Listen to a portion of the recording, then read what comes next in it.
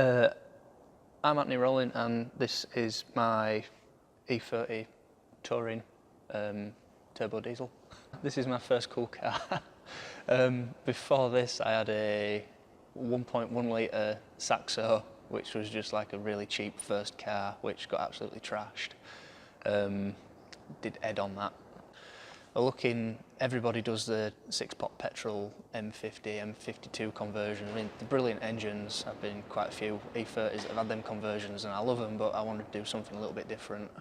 And not a lot of people in the UK stick turbo diesels in E30s, and I've grown up around diesels, living on a farm. Like, I've always been messing with tractors and Land Rovers and trucks and stuff like that with my dad, so I thought I'd put a turbo diesel in it. And the day before its MOT, the steering rack leaked everywhere because I'd bought a second-hand E46 purple tag rack for it off eBay.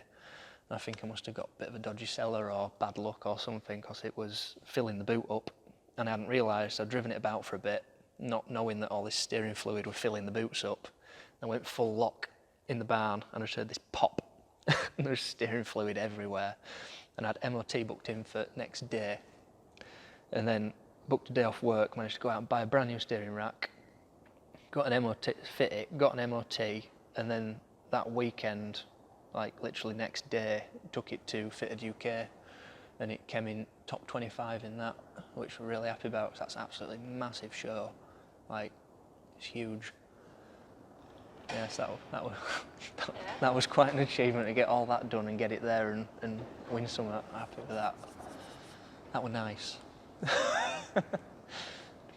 I nearly writ it off within a month of having it, because it's my first rear-wheel drive car, and with it only being a 1.6, it's still a little bit tail happy in the wet. And we're coming back from Dalby Forest's mountain biking centre, we all bikes it back, and it was absolutely torrential. It was bouncing down. There were like that much standing water on the road.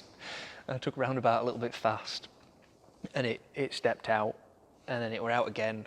I've never been sideways in a car before, and it went wrong side of the road and everything, and that was scary. You know, one of them where you all just shut up because it was really scary, and then about 5 minutes later you're all absolutely pissing yourself laughing about it.